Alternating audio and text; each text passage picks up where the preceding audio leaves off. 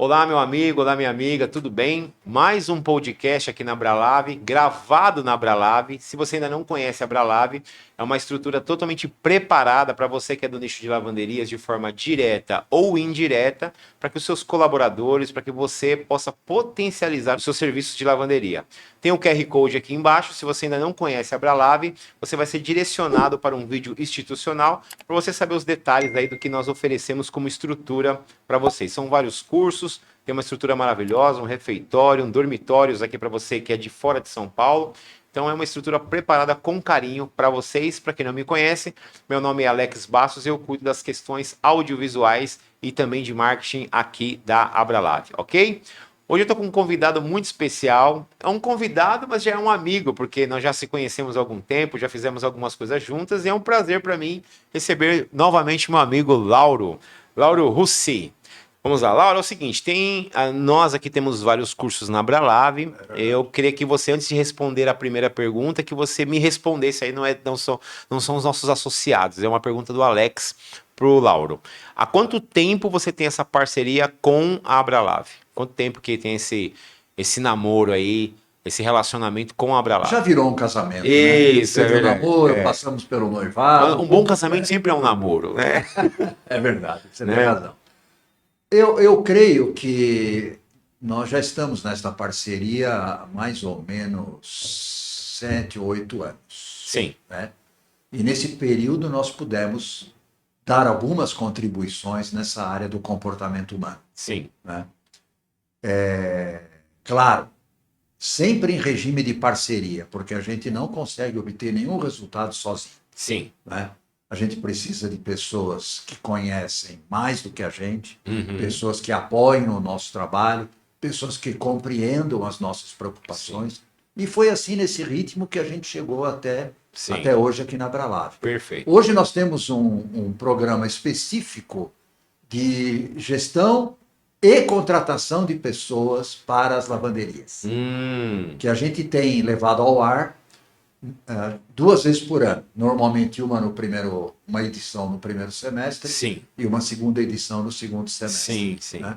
E a proposta nobre desse trabalho não é ensinar, mas é fazer as pessoas refletirem sobre as suas posturas, os seus comportamentos, não só os gestores, mas também as pessoas da equipe, supervisores, operacionais, como você disse bem no começo, né? Para que elas reflitam, puxa, será que eu estou adotando um comportamento adequado em relação a este ambiente? É isso que a lavanderia espera de mim? Perfeito. Né? São reflexões, claro, que tem que estar depois acompanhadas de ações de ajuste, ações corretivas, né? Para que o todo da lavanderia possa obter o resultado que ela espera. Esse todo é composto da gestão, dos conhecimentos técnicos, né, da liderança e da contribuição, boa vontade, automotivação de cada um que pertence àquela organização. Maravilhoso, muito bom. Olha só quanta chave de ouro para nós hoje, hein? É só o começo, Agora é o seguinte, tem algumas perguntas aqui nas nossas redes sociais, LinkedIn, YouTube, Facebook, Instagram. Como nós temos muitos cursos de áreas diversas aqui, nós vamos analisando as dores e colocamos, sempre que a gente vai fazer um podcast aqui, nós anunciamos. E algumas pessoas nos enviam com as suas dúvidas, dependendo de quem vai ser o entrevistado, né? Claro. E como hoje a sua área específica, né, de pessoas, a primeira pergunta que nos fizeram pelo Instagram foi o seguinte: o que é a gestão humanizada e como ela pode ser aplicada especificamente no setor de lavanderias? O que é a gestão humanizada e para o setor de lavanderias, como isso se aplica, Laura? Alex, é muito interessante a gente falar de gestão humanizada, porque a mídia está apresentando esse título, vamos dizer assim, de gestão humanizada, como se fosse uma grande novidade nas organizações. Sim. Em certa medida, é mesmo uma novidade, porque há muitas organizações que não praticam a gestão humanizada. Sim. Né? Então, é bom que a gente esclareça que isso não é um modismo, né? Mas também não é uma grande novidade. Por quê?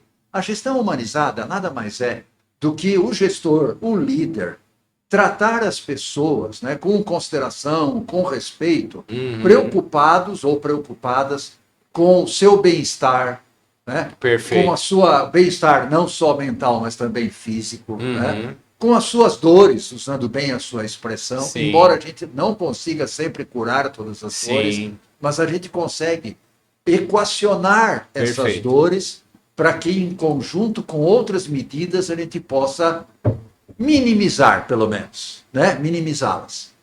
Então, a gestão humanizada nada mais é do que o reflexo de uma postura do líder, uma postura do gestor, que leva em consideração as pessoas que ele tem na sua equipe ou na empresa como um todo. Às vezes, em algumas organizações, a minha experiência diz isso para mim, parece que o gestor lida com robôs. Sim. Né? Ou lida, como se diz muito nas organizações, lida com números apenas. Uhum. Só que quem produz os números? Quem faz com que esses números sejam os números adequados e almejados?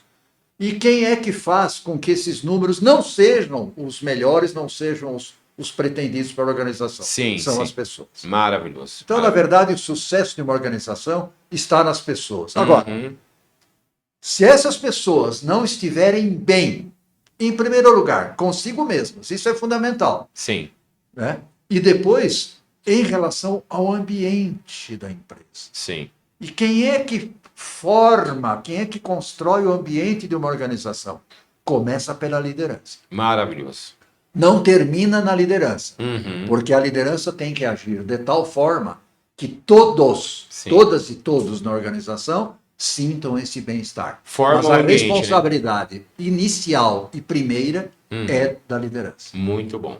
Bom, dicas de ouro, porque é uma engrenagem, né? É uma engrenagem. Se alguma peça dessa engrenagem não está alinhada, o rendimento como um todo não acontece. E aí, como eu disse no início, a competitividade que toda empresa busca, ela não estará no nível que a empresa precisa. Maravilha. E, de repente, a razão está na forma como essa organização, ou seja, a organização é um CNPJ, é um prédio, é uma sala, né?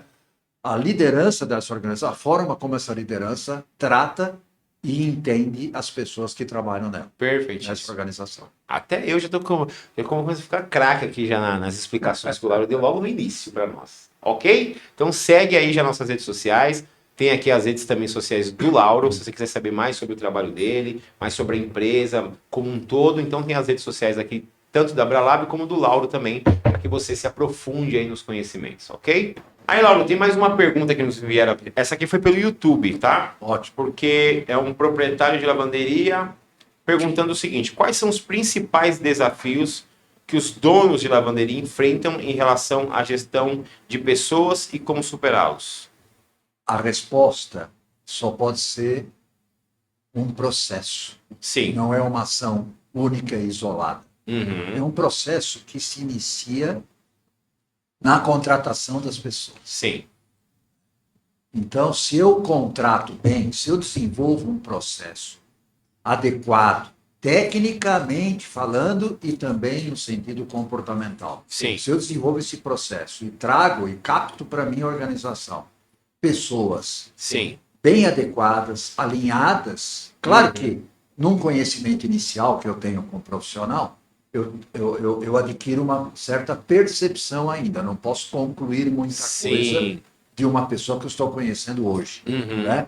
Mas se eu conseguir adequá-la ou perceber nela uma certa adequação, uma certa predisposição de se engajar naquele ambiente e desenvolver o trabalho que lhe caberá após contratado, já é um grande começo.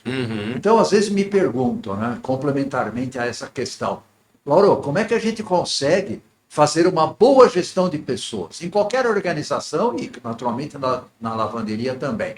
É começando a contratar pessoas adequadas. Não são pessoas boas, são pessoas adequadas às necessidades da empresa. Tanto no sentido técnico, né, de conhecimento técnico, e no sentido também do comportamento que as pessoas precisam ter naquela organização. Maravilhoso, muito bom.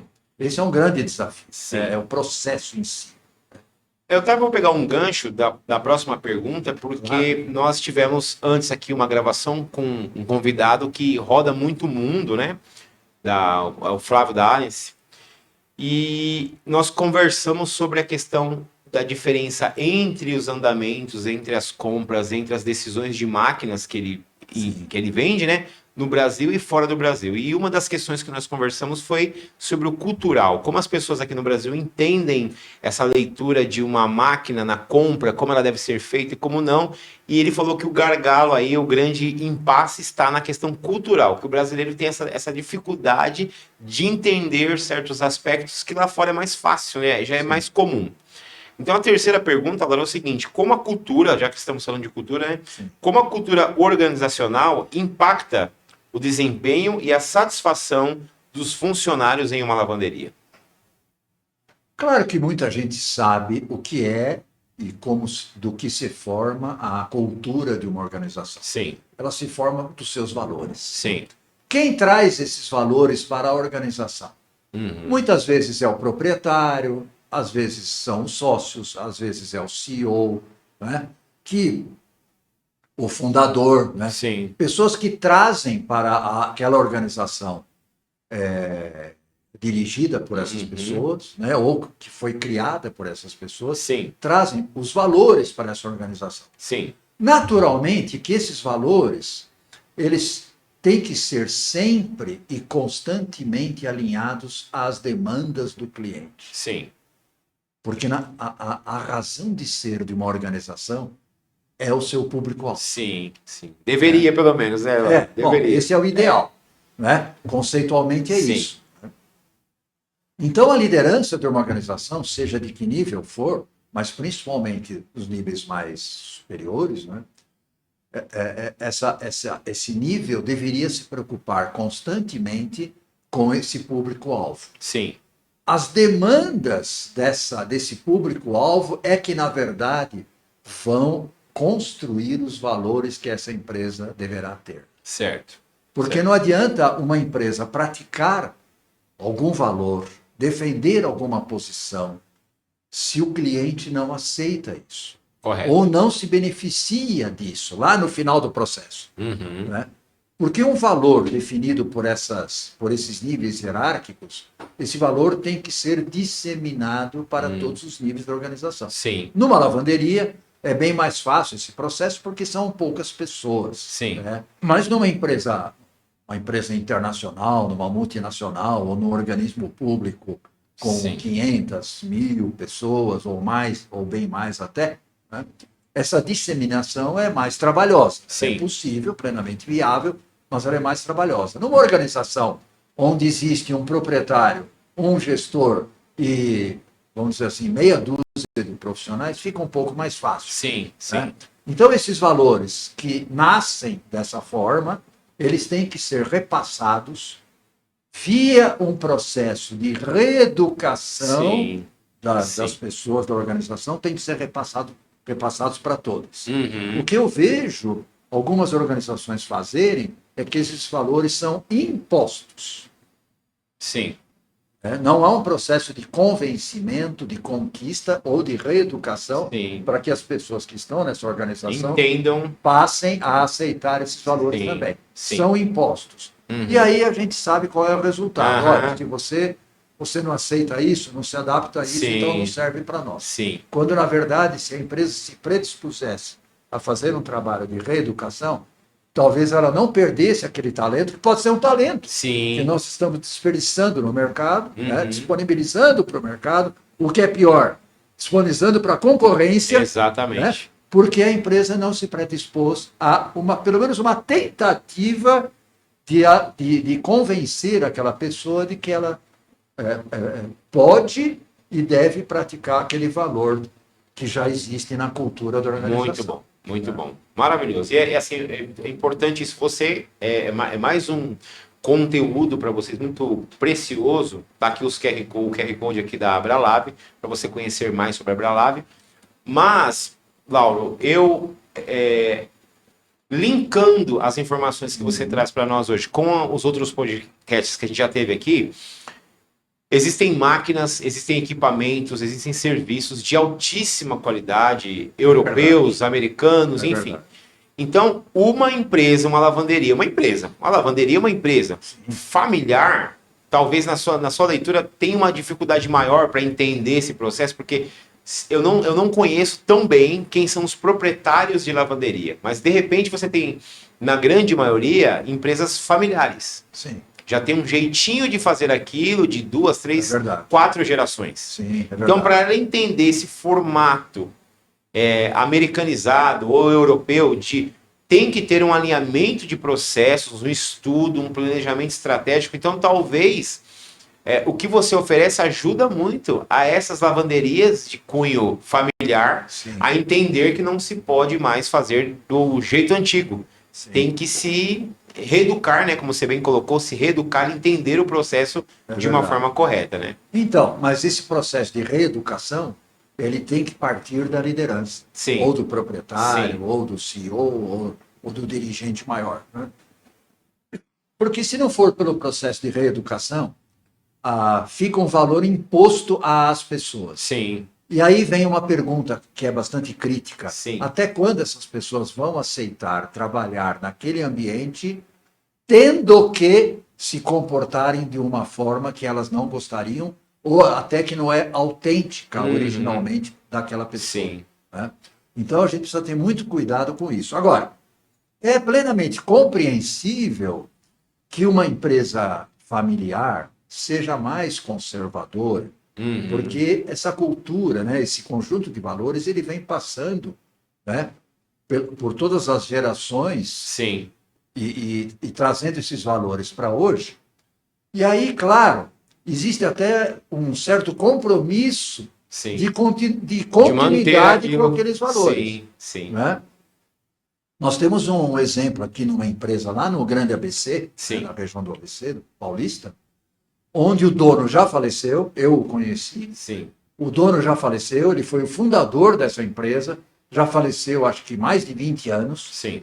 Mas ainda há procedimentos que a empresa adota e outros que ela não quer adotar, porque o antigo dono não queria. Sim, sim. Quer dizer, nós evoluímos 20 anos para cá, né? Essa empresa evoluiu 20 anos em todos os aspectos, mas alguns valores estão ali paralisados, porque a recomendação do antigo dono, de quem trouxe, né, naturalmente, a grande parte, se não a totalidade dos valores, pensava daquela forma, há 20 anos atrás. Não, né? Tem essa Então é compreensível que uma empresa, e não é só familiar, às vezes é uma empresa cuja cultura do seu fundador ela é bastante conservadora. Sim. Agora, como é que a gente faz para reverter esse processo? Na verdade, é um ajuste, não é uma transformação. Sim. Né? É um ajuste de valores, com processos de reeducação.